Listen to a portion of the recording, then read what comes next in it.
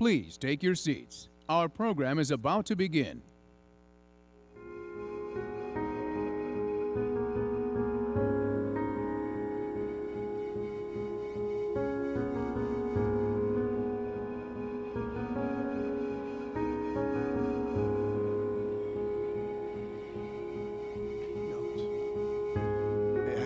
Thanks.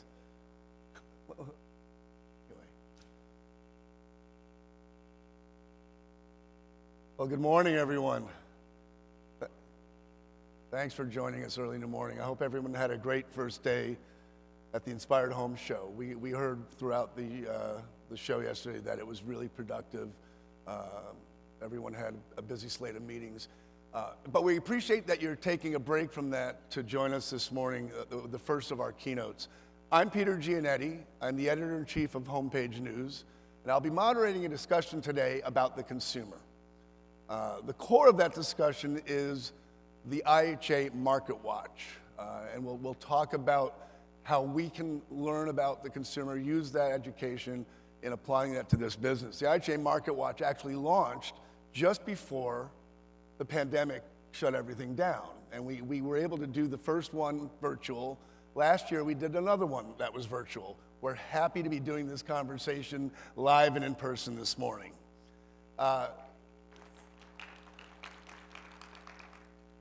A couple things. The show is the Inspired Home Show, and it's been called many things over the last 30 years, but it's almost so apropos that it's called the Inspired Home Show because, and that was all set to go again before things changed so much the last couple of years. But this industry has had to move from being about how does the consumer fit to our product to how do we fit our product and our strategy and our message to the consumer. We're going to try to break that down this morning. I want to introduce first the authors of the IHA Market Watch. To my right is Leana Salamah, who's the Vice President of Marketing with IHA. To her right, Tom Mirabile, who's the founder of Springboard Futures. And to his right is Joe Derochowski, who's the Home Industry Advisor for the NPD Group. You're going to hear their insights, you're going to see some data points, and hopefully we can kind of unravel not what has happened so much in the last 2 years, but how the last 2 years sets the foundation for what this industry can do to be very consumer-focused as we move forward.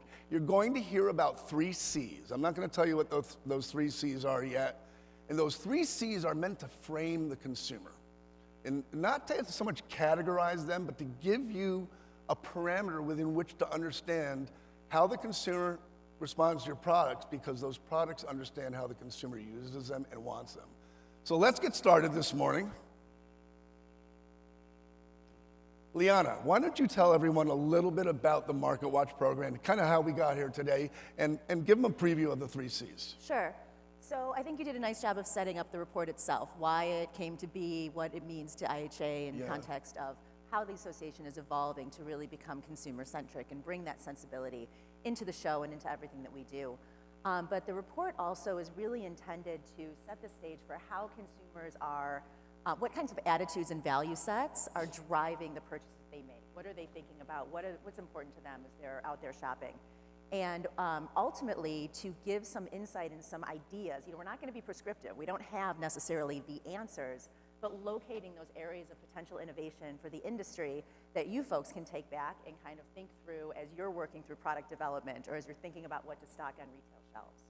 So the 3 C's we're going to talk about, and again, these are not these are not all-encompassing. These are everybody is some degree of each of these things. But the 3 are consciousness, creativity, and connectivity.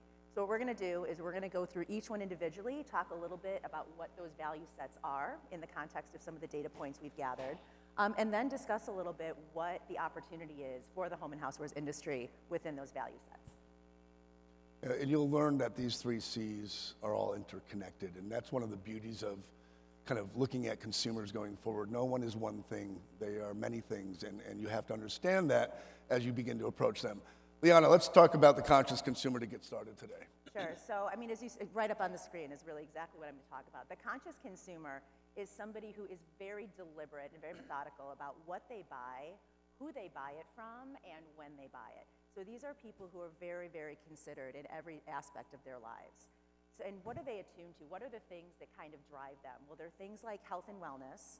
There are things like social responsibility, and sustainability is wrapped into that, as well as this idea of reclaiming time and reclaiming, kind of effort, right? How do I make things more efficient, easier, et cetera? So we went out and did a proprietary research study around some of these ideas and got some feedback from consumers on how they view these areas. Yeah, let's take a look. Let's start by taking a look at some of that research, and then we'll get some insights from the whole panel as we move through this. As Leana said, a big part of this consciousness now is the issue of health and wellness, but it's kind of like it can be an ambiguous thing. So we set out with the research to try to understand kind of what health and wellness means to people. And I think we're going to zero in today on these two top findings: mental wellness and physical wellness, and how they interact. Leana, why don't you get started with a little bit about why we think we need to sort of focus on those two aspects right now? Yeah, I mean, I think over the past at least 5 years, probably more, there have been all of these notions of what does wellness mean? And there's so many. There's emotional and spiritual, financial, intellectual, all the things you see here. And so what we wanted to understand was, what does wellness mean to the average consumer? When we say to them, what does wellness mean to you? How do they rank these? What's the most important? What's second? And what's really kind of falling off the end? When we did that, what we found is that mental wellness actually is the most important overall, and then physical wellness.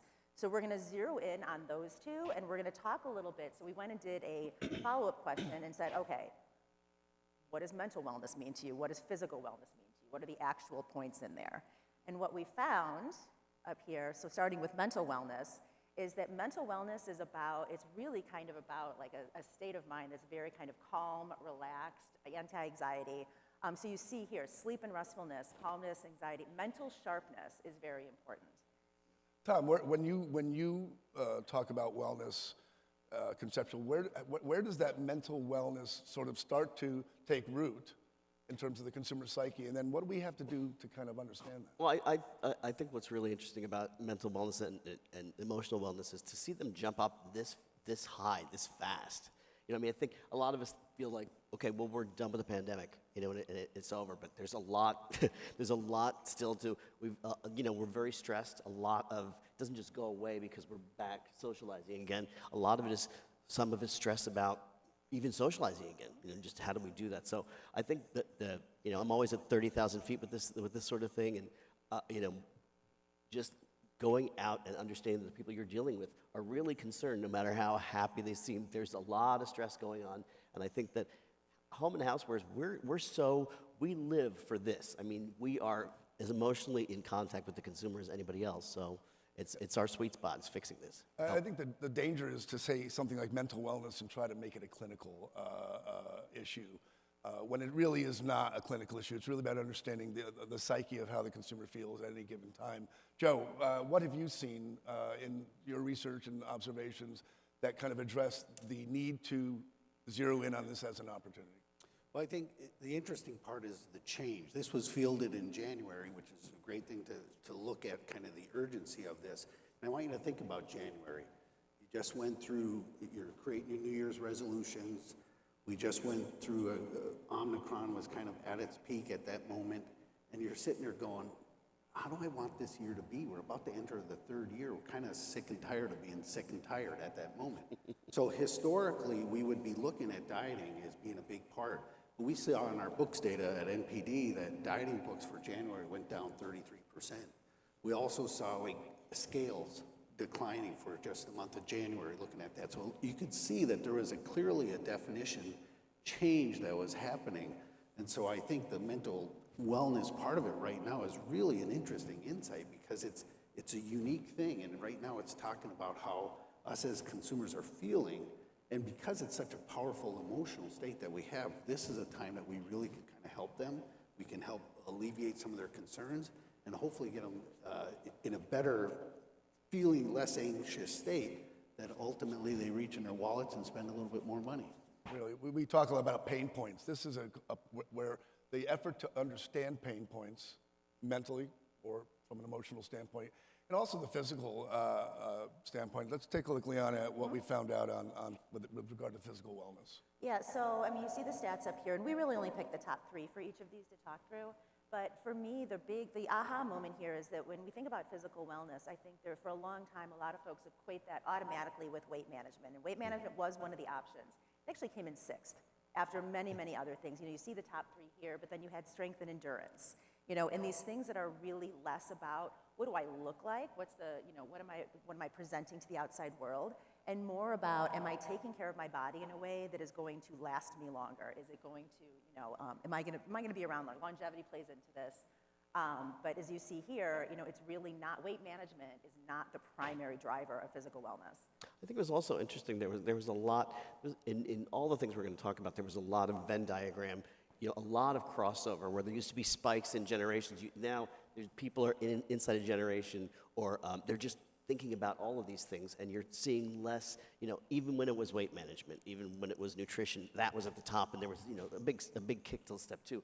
We've started to look at the way we live. It's because we've been in our home so much, we tend to look at things more evenly across the board when it comes to things like this. Well, and I think, Joe, some of the data that you've talked about, in kind of these pre-conversations, really speaks to this when you look at what people are buying and how they're consuming. Yep. I think it's interesting too, like these are all feelings that we're getting into, and so it's kind of like these higher order needs that we have. I'm going to be interested because you're doing this every year now going forward. Like it'll be fun next year to look at it, and the following year just to see how this subtly changes. It's important to understand that these now point to the next opportunities, but they are it's an evolution of what we've been going through for the last couple of years, but what started long before the pandemic started. And I think it's important as we talk today, as we go over these issues, don't silo them. And I think this is interesting often, to Tom's point, you kind of get stuck on in one specific thing. This is really a comprehensive sort of profile of the things you need to understand. So, and again, opportunity comes in how you understand that. Let's talk about social responsibility. It's an interesting conversation. It generates a lot of discussion and a lot of opinions. But we do know that social responsibility factors higher in consumer purchase intent right now, and that social responsibility is a variety of factors. People have the ability now to access information about how the brands and companies they do business with or they buy from are handling the issue of social responsibility. That said, and if you look at this list, there are many things that may not be surprising to you, but we were surprised that the leading response talked about favorable working conditions for employees. It's not really it's something you think about, but people are now evaluating the companies at such a level. They want to know how they're treating their employees. They want to know if it's diverse, if it's inclusive, if it's fair. Leana, did that surprise you as much as it surprised me? It did, but I think what's interesting about it is that when we got this data point back, we got together and we talked about it, and there was immediately two different ways that the group came at it. Some of us came at it from the standpoint of creating more benefits or more perks. Oh, this is about whether or not you let people work from home or remotely, or you're doing some of these added gyms and things. And others of us came at it from the standpoint of it was the absence of poor working conditions, right? Right. Yes. And what we did was we asked a follow-up question. We went back out with it and we said, what does this mean? And it is about the elimination of poor working conditions. It's about ensuring a safe and healthy work environment. It's about pay commensurate with cost of living in a given area.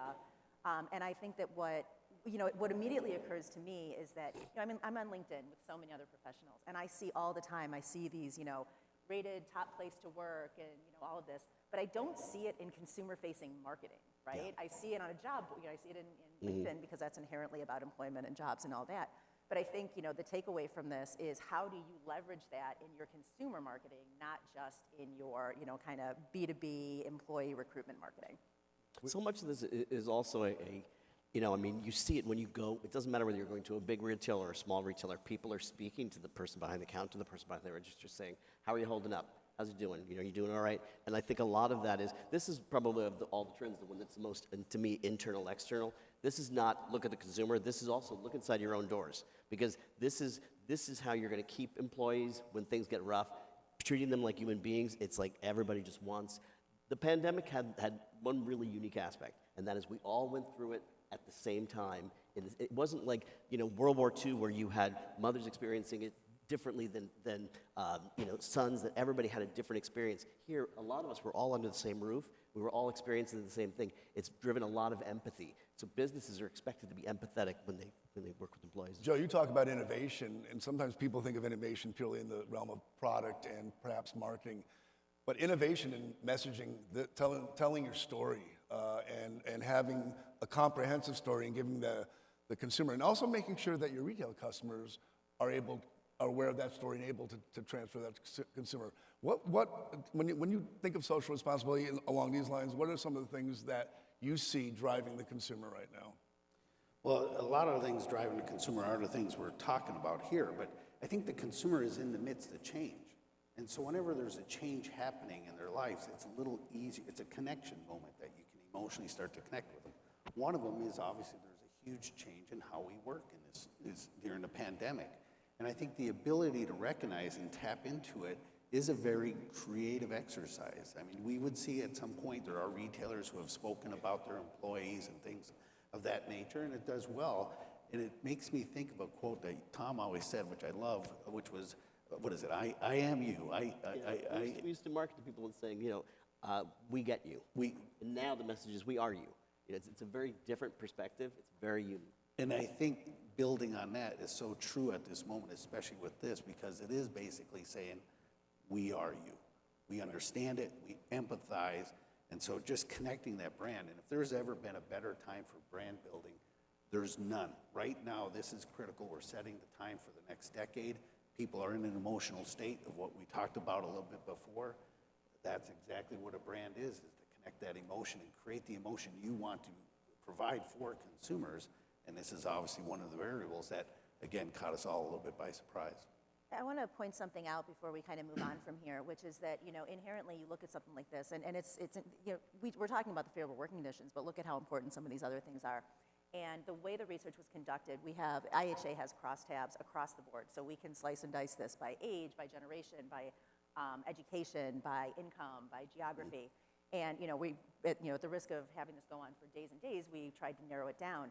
But this goes across all generations. This is not unique to the younger generation, except these things you see down at the bottom. So political affiliation, activism in social or political issues is something that was significantly higher in the millennial and Gen Z generations. And what I think is interesting, and we had a very spirited conversation about earlier, is that inherent from the fact that they are younger generations do tend to be a little more, in that mindset, and then they grow up and they have families and they own houses and they change their mindset a little bit. But it'll be interesting to see whether these generations carry that forward with them, because we're in a really interesting time frame. When you look at the polarization and everything else that we're dealing with right now, is it more inbred? And by the fact that you create this kind of bubble around yourself, you're in this echo chamber, do those types of sensibilities and does that carry forward with them as they come into adulthood? Well, and I think as we move, the American consumer has the attention span of a large housefly. So a lot of these things, it's what are people talking about right now? So it's like a lot of, it's certain things have become endemic. With younger generations, the idea of transparency and environmental responsibility, we were seeing some drops in those numbers and their anticipation of that and the importance of that. Well, part of it is they see it as baked in. So for that generation, at a certain point, they just come to expect those things.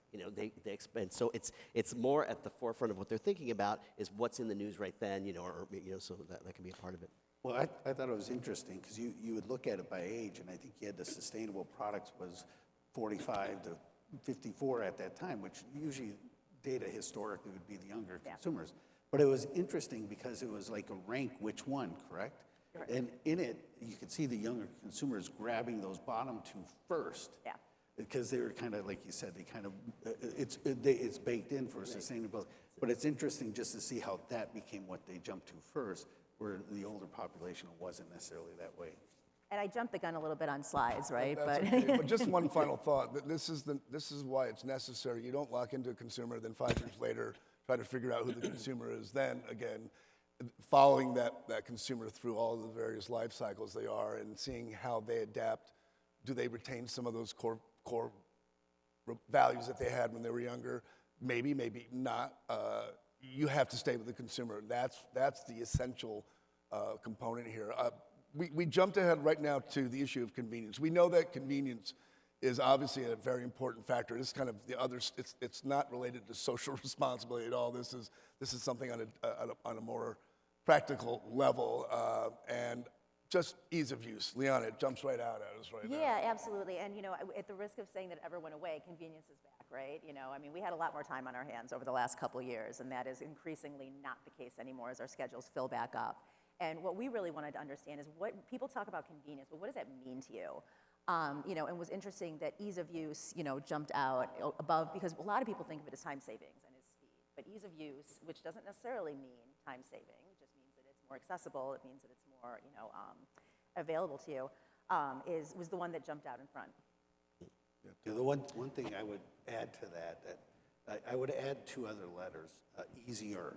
Like Say that again? Easier. Yes. Yeah. Like it's because it's going to replace something, and so what is easy is also a variable that is going to vary by somebody. Somebody might say a 20-minute meal is easier than a 50-minute meal, but the key is it easier than what I was doing initially? If it's got the I like the I like the I think we were all talking about what, we had these conversations about, okay, what do we have to give back? Now that we're going back to work and everybody's going sort of part-time back to the office and things like that, what do we have to give back? And I think ease of use is about letting you keep as much as you can about what you learned to love about your life, during the pandemic, whether it was appreciating cooking more, appreciating spending time with your family more, things like that, so that's what it is. And we've been talking about, it's funny, we've been talking for 3 years now about time. This still points to time. It still points to sort of lubricating your life. It doesn't sound right, but just moving more smoothly through, moving more smoothly through the day, just eliminating friction. And a lot of time, right now, time is friction for a lot of us. So how do you eliminate that? Yeah, and we talked, I'm sorry, just, Go ahead, Leana. Yeah. just briefly, again, to kind of just speak to a little bit deeper into the data. When you get into automation, That's about what I was removing, gonna talk removing the human factor from a process, certainly it skews younger, right? It skews very much in the Gen Z and to some degree in the millennial area. But what I would say about automation is when you automate something, when you take the human factor out of something, out of a process, it should be about eliminating the chore part of it, right? The things that you enjoy doing, kind of the tactile parts of, baking, if you will, those aren't the things that people necessarily want, less of. What they want is those things that are a chore. What are the things that I wish I didn't have to do? Mm-hmm. If you can remove, is really where automation. Well, the things that create personality, like at your funeral, nobody's gonna say, wow, she was a great vacuumer. So the things that they talk about, the things that help you create yourself, that people associate with you, are the things you want to keep. So baking, cooking, all those. That's what I was going to bring up. In an era of self-driving cars and this pursuit of sort of automation, this industry still thrives when it can create solutions that allow their consumers to be physically and emotionally engaged in it beyond just getting the task done. I think you will see automation continue to creep into the marketplace, but I'm not sure it's going to happen as fast with the majority of the products that we're talking about right now. And remember, ease of use, to Joe's point, it's easier of use. The consumer will back off of a product that you say is easy to use, and when they use it and they think that it's not easy to use, you talk about building brand loyalty, that will destroy brand loyalty right now. Well, one other thing with this here, when I think about it from a meal perspective, you've got all these stages. You've got the planning, the preparing, the cooking, the serving, the cleanup, the storage, getting rid of waste, all of that area. While we continue to think about it, which is great, we've got to remind ourselves that, so are grocery stores, so are food manufacturers. Like, everybody is looking at this. And so we want to kind of, one, look for partnerships and try to work with them on ways to help with that. But then second, just recognize we're all trying to go after it, and if there's anything you can do along that process to increase help with ease, it's always good. It's always good. Yeah, that's something that you've been speaking about for years, and it's more important now than it has been before. We look at where you can land grab. Live in the experience. Don't live in the experience of a category or silo yourself in the categories you live in. Look at the experience of the consumer and say, okay, first they're doing this. You had that thing where NPD did this. Okay, first I decide what I'm going to make, and then I prepare it, and then I store it and then I clean. All these things. You could be a part of all that because they're all doing it. It's part of the way we live. Let's move ahead. We are on to the creative consumer. Leana, let's kind of sum that one up a little bit right now. Yeah. This one is really fascinating to me. This notion that, the creative consumer is somebody for whom, again, nothing is permanent except change. It is this constant evolution, reinvention. The notion that every single day is a new opportunity to kind of be whoever you want. And as we were talking about it, I was in the midst of I'll add some personal color here. I have a 14-year-old daughter who, every single time I see her, she looks completely different. And, she's, and it's very strange to me because, I grew up where, we kind of, you tried on a couple identities and then you figured out what you were and it kind of stuck. But, a lot of the younger generations, it's not just 14, even, Gen Z and Millennial, are really, really attuned to this notion of fluidity. And when we hear about fluidity, you automatically go to kind of, gender fluidity and some of those topics. But it's not just about that. It's about everything. It's about literally this idea that I can be literally anything I want to be one day, and then I can literally be anything I want to be the other day, and those are not the same. They're not necessarily the same.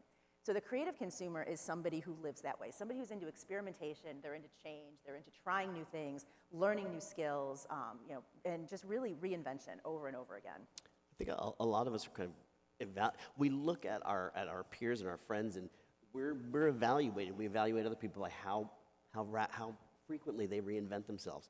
Reinvention is now a part of. We don't live in this linear way where your kids in high school are imagining themselves 20 years down the road, and they know what house they want, and they know what job they want, and all of that. That's like buying one brand. Well, and Tom, you've been talking for a while about this notion of the fluid self, which is the idea that you are almost a different persona with different people in your life, right? Mm-hmm. When I'm with this group of people, I'm kind of the clown or the comedian. I'm the funny one. When I'm over here, I'm kind of the ideal. I'm the cooker, the baker. You put out these different personality traits that really get amplified depending on what group you're with and what environment you're in. Even the way we experience social media, on Facebook, people may see you as a great cook, whereas on another, on something else, they see you as a collector. The people at work see you as funny or not. And we're different things to different groups of people. I just want to say something where I know a lot of this sounds like we've gotten kind of squishy around the edges, but that's where the consumer is. I think right now, in the past, well, we've been doing it for a few years, but in the past, we've looked at giving you a lot of data. And data is important, make no mistake, you're seeing it here, but right now, your business is about asking yourself the right questions. And that's what we want to make sure you do.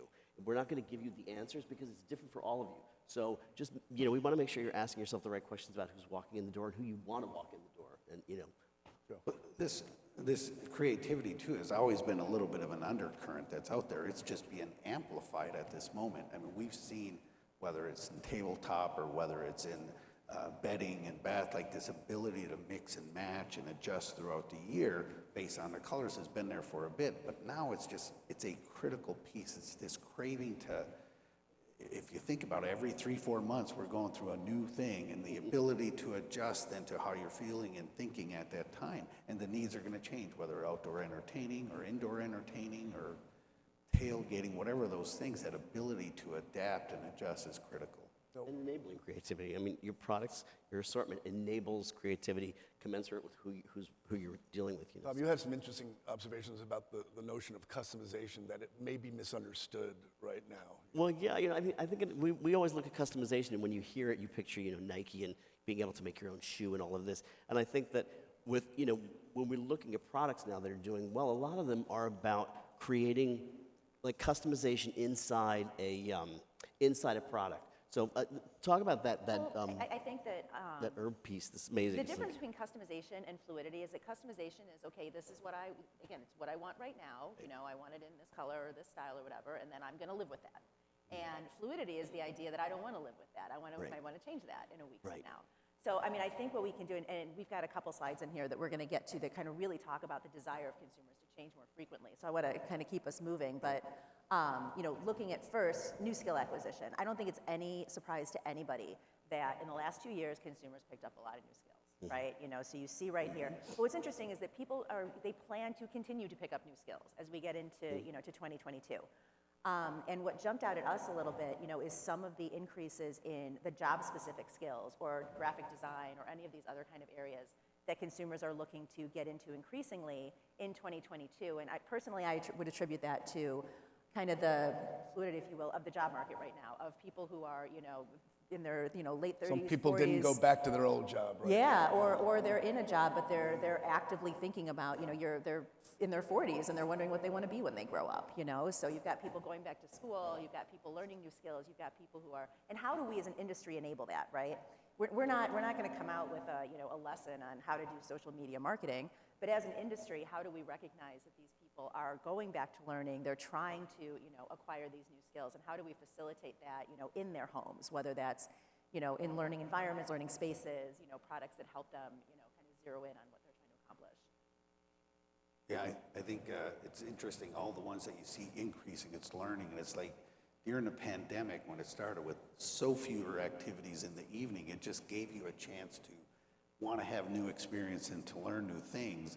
And so it's interesting to sit here and think as we progress out, is that going to go down? And instead you see it accelerating. So this desire to learn, I always think we're entering into the upper area of Maslow's hierarchy of needs. Like 2020 was the fundamentals, 21 was about loving and belongingness, and this is all about that higher order needs, of which learning is just this innate craving to learn and do something different that is just inherent in us and going to be amplified, I think, this year in addition to what happened in the past. And when you look at some of the answers on here, now you start to see the convergence of consciousness and creativity, things like yoga, fitness, meditation, even gardening and yard work, therapeutic activities that, to Leana's point, sometimes it's not necessarily a 25-year-old, it could be all generations sort of rediscovering those things. Again, so you can't box the generations in anymore. Go ahead. Gardening, in fact, actually, in the 2022 numbers, was actually very, very pronounced in the baby boomers. Right. Which you would assume that's kind of already something that they do or have done, right? But it's more and more people picking it up. Even these skills that you assume they've already acquired just by virtue of living a longer life. I think we used to look. There was a lot of talk about work-life balance, right? We especially like Gen X, was really focused on that, and ever since, it's like, okay, how? And we used to think about it: how much time do I work? How much time do I relax? That was like the first gen, and now we've moved on to, like, relaxing is. I don't want to say this the wrong way. Relaxing is like for lazy people is like use your relaxation time to learn something new about yourself, to explore. And it's like, what's your side hustle?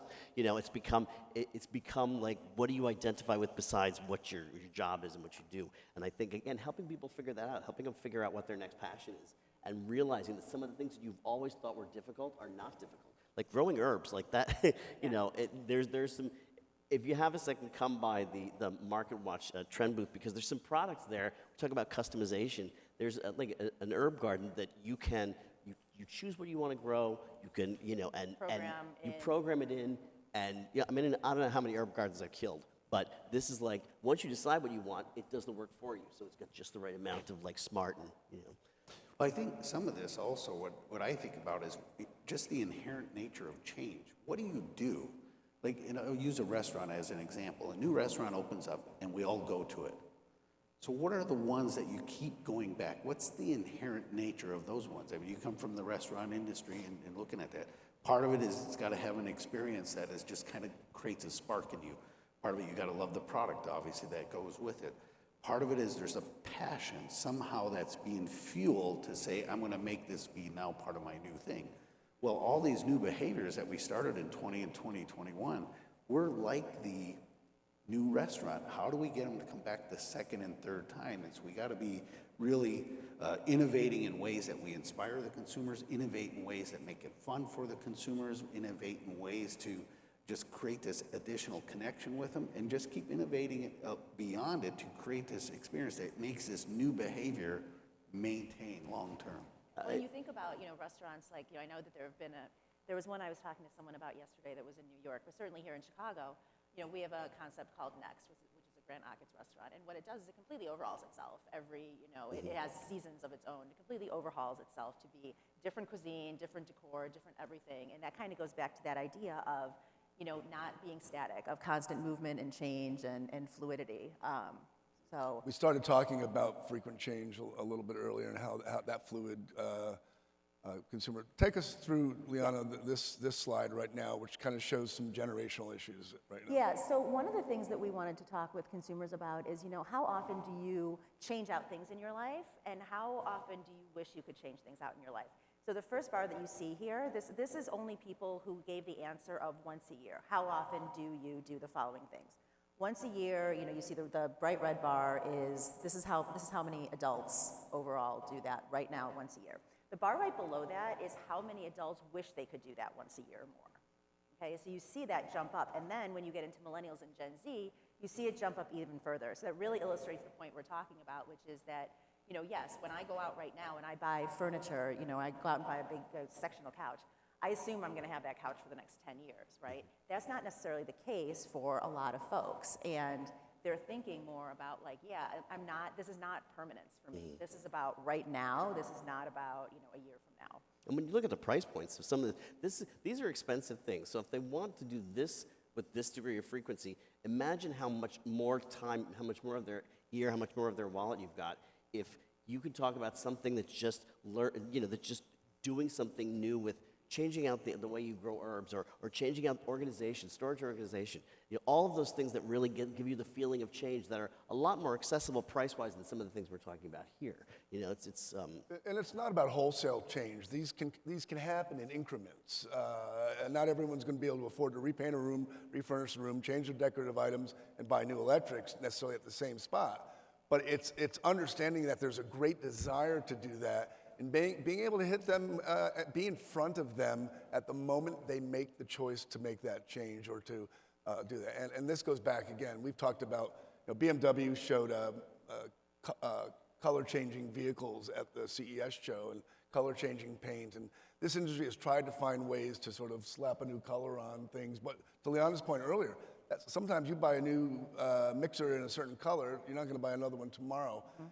It's not, you have to find ways to give the consumer an opportunity to kind of restyle and reset their life. I think the most straightforward way that we can approach that is accessorizing, right? Joe, we've had a lot of conversations about that people made a lot of big purchases over the last 2 years, and now moving forward, how do they accessorize those purchases? And how you accessorize them is a way to kind of change them out, to make things a little bit more fluid. At the risk of showing my ignorance in manufacturing, one of the things that I was talking about was, what if you had a toaster that, all of the guts of that toaster sit right there, and I'm thinking of the pop-up toasters, but the shell of it, the outside of it could pop off and I could put a different one on, and so that instead of buying a wholesale new toaster, I'm just re-skinning it, essentially, right?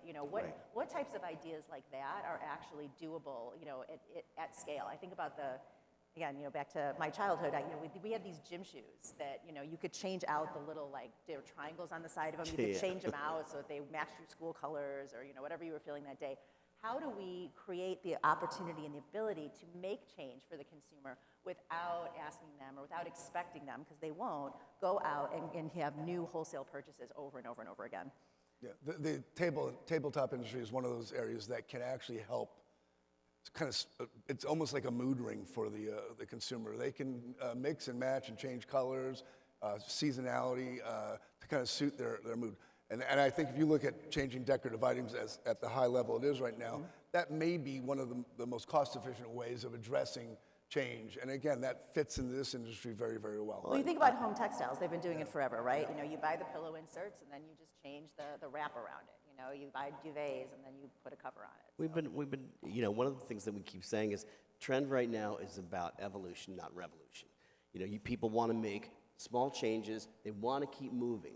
We don't want to develop a sense of either stylistic or functional inertia. We want to keep moving, keep learning, keep doing new things, keep changing things out, find ways to do it without breaking the bank without. Joe, I go back to you with this whole notion. I keep coming back to you that innovation means many things. Your thoughts on that as it relates to this?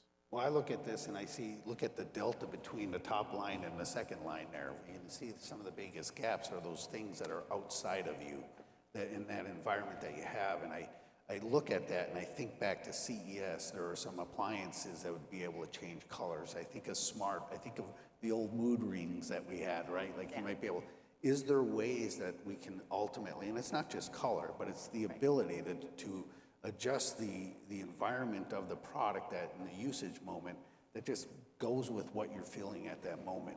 The ability to be adaptable, we always talked about that aspect being such a critical part to all this. It really is one of those things that the consumer is evolving and changing the advancements we've done in smart, the advancements we've done in logistics, the advancements we've done across the board is helping to do some of this stuff to make it a little bit easier. I thought it was interesting. I saw some of the packaging over back to college, and I would see people adjust packaging to that life moment. And I'm like, have we ever really reevaluated the process and the timing and the frequency? Now, I know that's crazy talk to think that you might change packaging more than once a year, but are we there? And could it speak to a moment? And so it's this ability to do frequent change. It's not only the consumer, it's our practices, it's across the board. It's a time that we need to be innovating on each of those steps and say, is there a different way? You don't think of we all know that there's innovative packaging, but we don't often rethink that. Maybe packaging can be one way to reposition a product. And I'll give you classic examples. You take a tote bin that's clear and it's a everyday tote bin. You make it black and orange. Now it's a Halloween tote bin. You make it green and red. Now it's a holiday tote bin. Yeah. That's a simplistic way of looking at the fact that you can find other ways to reposition product, whether it's through packaging, marketing, social media, to give products kind of new life throughout the year and rekindle the consumer sort of appreciation for those. Well, also, and let's respond to some of the things that are more, that are more fluid to change. It could be a sleeve that you put something over to give something a new idea seasonally. But I think that one of the things we have to look at now is our industry has benefited a lot from the restaurant industry. I wish I'd thought up the phrase myself, but trendwatching.com came up with this great work called Insperience and how important that was. The idea behind Insperience is, we imitate the things that we see outside that we're exposed to. So you look at like sous vide, charcuterie boards, all these things that have meant a lot of money to our industry we've brought in from restaurants. Now that has sort of shut down, we have to look at where are consumers getting inspiration? Where are we helping them get inspiration? So what are we seeing on social media that we can help blow out to something bigger? Sometimes things that are transitory are that way because nobody's paid enough attention to them. Some of the things that we're seeing come back now, it's like, hey, I was there when this happened in the 80s, it's like neon's fat, but it's helping them find inspiration. We want to bring in things from the outside. Well, and when we first started talking about this notion of fluidity and about people wanting to change things out all the time, one of the things that we hypothesized was, well, what if people would people rent things? Would people rent a stand mixer during the holidays to make cookies and then, put it away? Would they? I think about things like, all of the Halloween and Christmas decorations I have in my house that have to get stored and put up in the attic. Like, man, what if I could just send those back and get a whole new bunch of them next year, right? So we asked the question, we went out and we said, okay, are you interested in renting these different things? And what you see at the top is the notion of all adults. And so that was our initial data point that came back. We said, oh, wow, there's not a lot of interest in this at all. People don't want to rent this stuff. And then we dug a little bit deeper and we looked into the crosstabs and so wait a minute. There's some groups of people who may be interested in renting. And specifically millennials jumped out, as you can kind of see the difference here. And I know this is a little, it's a little bit blasphemous, right? Because it's like, no, we want to sell more product. Like we don't want anyone renting our product because then, But, you got to think about that, especially if it's the younger generations who are going to be more attuned to that because maybe they don't feel as permanent. They have more tendency toward fluidity. Now you've created a massive opportunity for early brand awareness and potential affinity, right? So encouraging trial through something like rental might be a way to get these folks who maybe can't afford the, $900 stand mixer right now to give it a try. And then once they become in the market for it, well, they're going to look at the brand that they had a good experience with in the past. What are the training wheels for the consumer? And whether it's trial through rental, or whether it's a subscription program, or whether it is some sort of redemption or trade-in program that allows you to graduate with the consumer. Again, yes, we all want to sell something now and then hopefully sell it again to them in a couple of years. But that dynamic of being sold, it may not apply to all consumers right now. And there's a way. There's a way to do it strategically, right? I mean, it's the same way that you're selling into retailers and selling direct to consumer are two strategies that can live side by side, right? Your strategy for selling product and your strategy for a rental program can live side by side. I don't know that I know what it looks like, but but it's up to our industry to figure it out. But there are other drivers to it too. I mean, when you look at why do younger generations respond to this, a part of it is there's a whole landfill issue. There's like, how are we, are we making the most of things? Do we have, it allows us for, by the way, we keep talking about the fluid self. If you want to get read a great article, adobe.com, Adobe did an article called The Fluid Self, which really explains that idea of becoming different people and being different people at the same time. But I think the other thing we have to look at is we look across industries and you see the home furnishings industry. So it may not be rental, it may be secondhand. It may be creating a program that is second use. But part of this is that younger generations, not only aren't they ashamed of it, they brag about it. Yeah. When you look at the secondhand furniture business, people like Cherish, high-end, beautiful, and younger generations want to talk about the fact that, you love it? It was mine first, so that may be the issue. The refurbished product business is also another opportunity to hit that consumer in a way that may be more cost effective, but you're building brand loyalty along the way. Joe, any thoughts on kind of how to balance this need to sort of create trial, but ultimately build a long-term customer? Well, it's a challenge, and I think part of the environment with it is changing to a degree too. Like, as technology continues to play more and more of a role, well, that's going to constantly be changing. So consumers are also going to have an inherent desire to make sure they have the most contemporary and up-to-date, especially the younger consumers we're talking about. So all this is coming in the future down the road. The question is, how do you structure it? And there's Golf club manufacturers are selling $500 drivers every year, every 2 years to the same person. I mean, it doesn't make sense, but they've been able to attach that product to an inner passion that encourages them to continually kind of move to the next thing by being sort of convinced the one before it might be a little obsolete. Yeah. It's a challenging juggling act, but again, their consumer, if we zero, and Tom mentioned passion earlier, all this stuff is bound by passion. The consumer wants this stuff. They don't know how to get it necessarily. They may not be able to afford it all, but they're expressing a great desire for us to feed their passion. So a great opportunity to move forward with them, whether it's rental or through another program.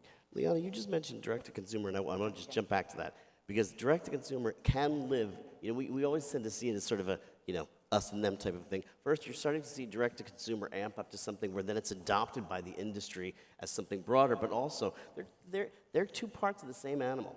It's like talking to people with a good, better, best assortment. You can talk to people with an entirely different assortment direct-to-consumer than you can with something that is, that's a part of a line. I don't think I'm allowed to control the slides anymore next time we do this. I keep jumping ahead. Go ahead to the next one. Now we're on to the connected consumer. Leana, yeah, so our third and final C is the connected consumer. And everybody knows somebody in their life who just finds just incredible joy in just bringing things or people together. I have a former colleague of mine who every time I go to an industry event, he puts together these dinners. And his whole point with these dinners is to bring people together who have never met, who he knows, and he loves to connect people. He loves to put them together and see what happens, right? But extend that notion of, how I really enjoy seeing what happens when things come together and extend it into products, right? So think about smart home and then extend it into brands and think about things like co-creation, when two brands kind of come together and create something that's, greater than, the sum of its parts. That's really what the connected consumer's joy and passion is all about. And certainly, right in there for our industry especially is smart home. So we asked a lot of questions around what's going on with smart home, because we've been talking about smart home for forever, and yet it just doesn't seem to get off the ground the way we all think that it should, right? We asked them some questions as well. So here we ask about smart home adoption and about intent to buy in 2022. And I don't think it's a huge surprise that a lot of this is on the lower side. The penetration of it is not maybe what you might expect, especially in meal prep, which is obviously a sweet spot for our industry. Because when you talk about meal prep, and we were very specific in the question, we said this is not about multi-cookers or any of that kind of stuff.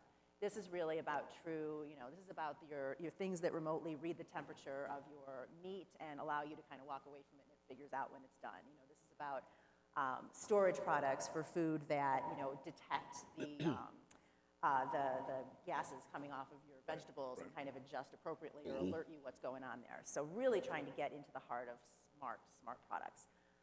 But ultimately, adoption and intention for adoption is really just not as high as it should be after this many years of talking about it. I think from an industry side, everyone's been focused on how they build the perfect app and connect their product to an app.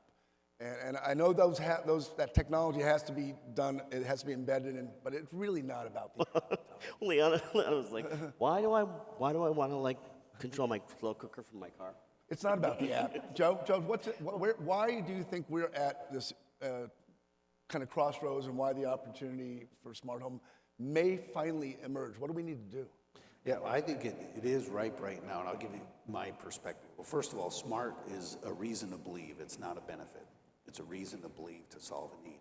But it's not uncommon. If you think of all the avenues for innovation, it can come from your employees, it can come from the consumers, come from your customers, and come from competition. Well, another lane is obviously technology.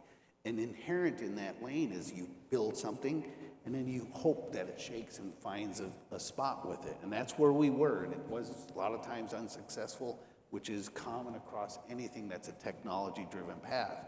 But it evolves and matures at some point to a point where people can visualize and start to conceptualize and see it.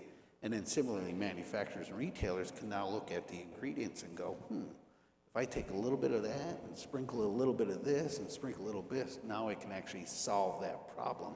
So it starts to evolve to start to the consumer being the beginning point, and now it's the solution, the reason to believe to solve it. I think we're at that stage because there's been such innovation just in the past 2-3 years on platforms, on software that allows things to communicate with each other, the ability for products to even evolve, communicating back to the manufacturer, the ability for products to even communicate to whatever execution that they're doing. So smart is, we originally thought of it, I think, as an app, but if we think of it as so much more as a way to communicate to the consumer, a way to communicate to the product or the job that it's being performed, or something a little bit further in that. I can tell you right now, like in the home space, robotic vacuum is the furthest ahead. You got more than 95% that are smart. I mean, if it solves a need, it'll get there. Right, start with the consumer, right? As an industry, we tend to get stuck on buzzwords. And we get stuck on buzzwords. And we sort of try to fashion our product to those buzzwords or our marketing message. Smart, what's sustainable, what's green. And oftentimes the definition gets muddled. I think this issue of solution-based technology. Like the ability, I always keep thinking, I'll give an idea for cookware that throughout these things. Like, I don't understand how we can't sit there and go, I'm gonna cook this product. So let's say salmon versus a steak. Here's the optimal temperature. It's able to understand that. And then maybe it turns a color. So if the person's stepping a little bit away from the stove, a foot or 2 or 3, they know it's done and when it's ready, as opposed to staying in control. So there is no app. There's so many ways to think about smart that we just got to keep creative and going, okay, let's re-look at it, starting with the consumer. I wish, I hate, I love, I miss. How can I solve it? we talking to your point about, having something that tells you when something's done. I was telling the story about, I don't grill at my house. And the reason I don't is because I'm terrified of opening the grill. Like, I'm constantly worried I'm gonna burn my eyebrows off. So, there's something, so I have one of the thermometer, the little food thermometers that I can literally put in the meat before I put it there, turn my app on, connect it, walk away, and it'll tell me when it's done. So I don't have to go in there and check it. I don't have to go in, I don't have to keep opening it and closing it, and that solves a real life problem for me. Yeah. At the Gia's last night, they had that smokeless indoor grill, and I was like, yeah, okay. I think the problem is always watch out for things that are technology for technology's sake. Right. For so long, we all looked at the slow cooker phenomenon, and we were like, people are ready for smart technology. Not slow cookers, like the whole multi-cookers, it was never about technology, ever. It was always about, I can do this in 20 minutes. I can save time, I can save space, I can make less of a mess. It was always about things that we hated and never about the technology. The technology was just an enabler, When I look at this, and there's an insight here too with it, if you look at the ones that have the highest numbers, smart home hubs, it's security. The consumer has trouble conceptualizing, and so they're going to gravitate towards what they have. But now in this world where social influence and all those things are more rampant and more available, and the way consumers digest information and things of that nature, it's really maybe the way to help paint the picture for those things of what this could be. Because I'm sure meal prep, the number is higher. It's just a consumer can't see it. They don't.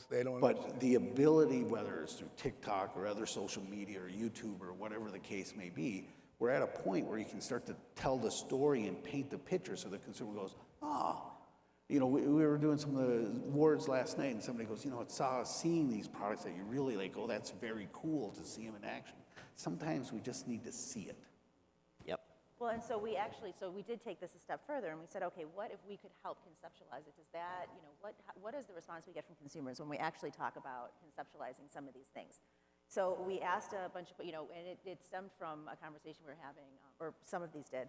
Again, I like to talk about what goes on in my house, but you know, my change filter light has been on my refrigerator for the better part of a year.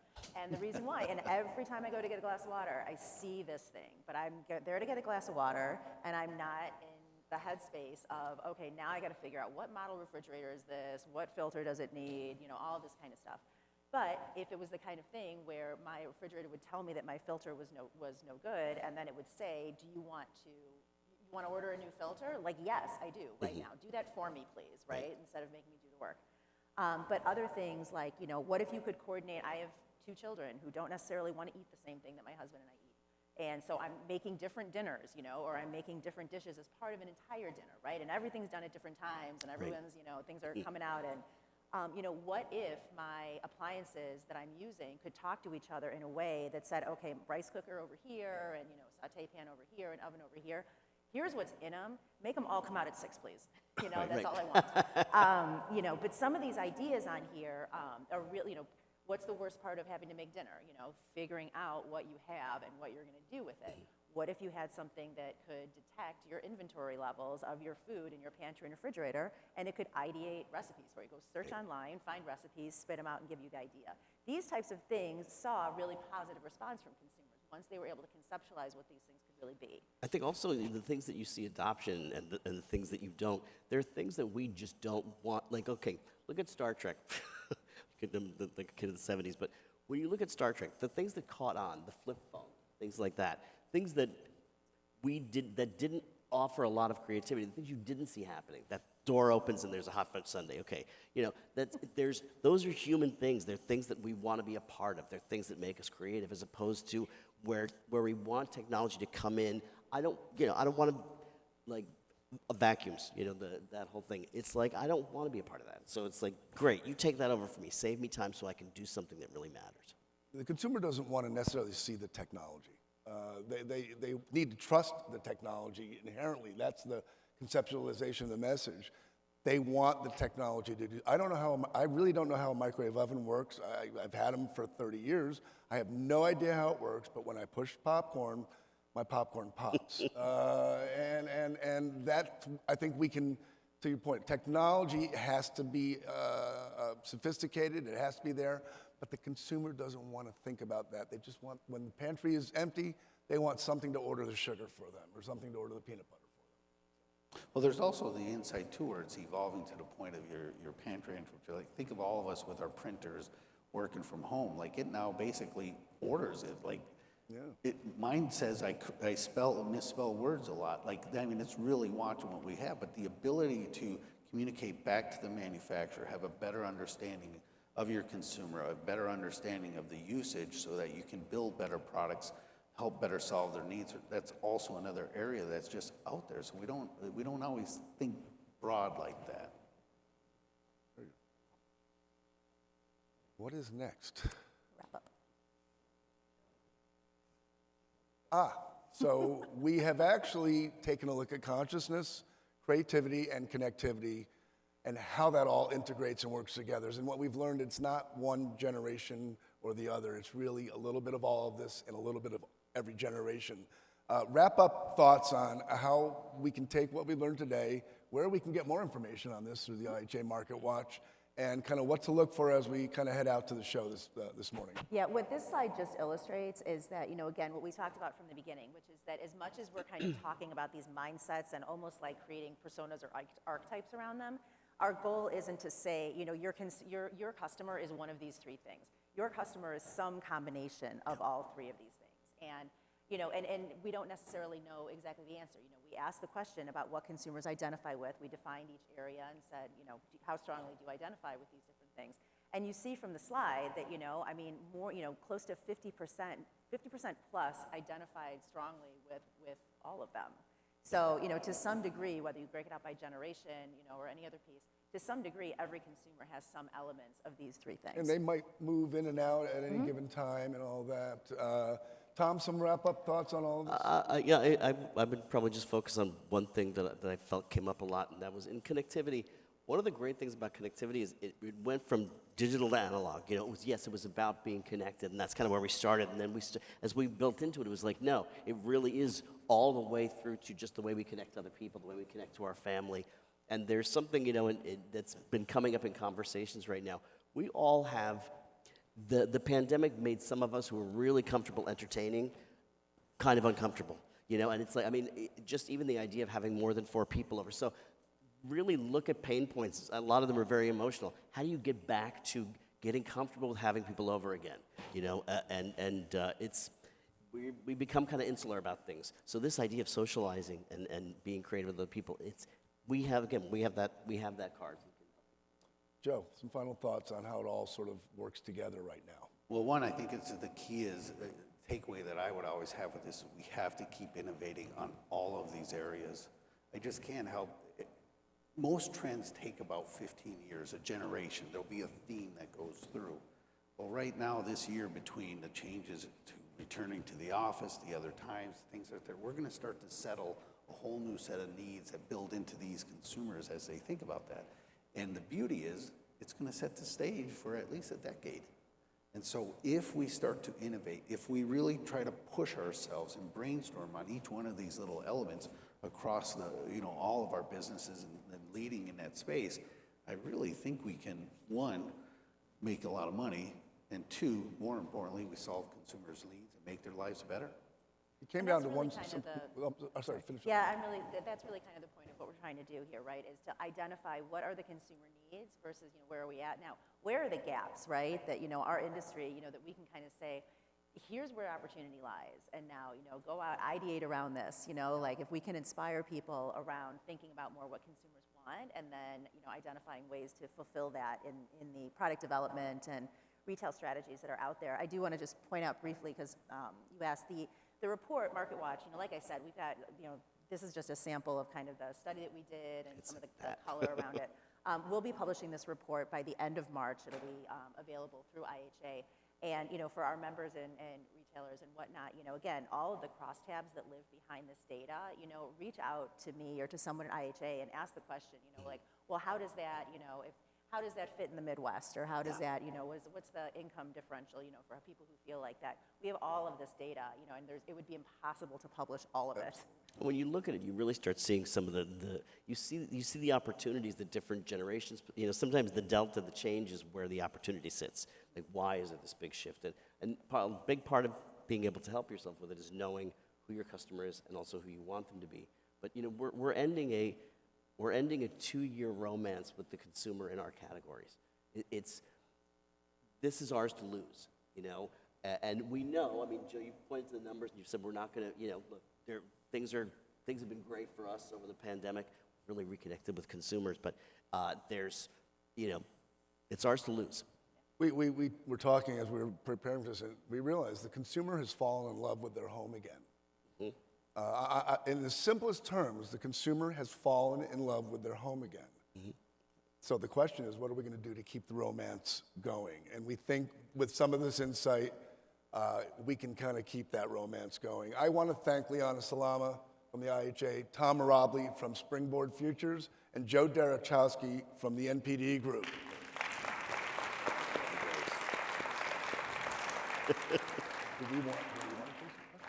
Enjoy the show, everyone. Thanks. Thank you, guys.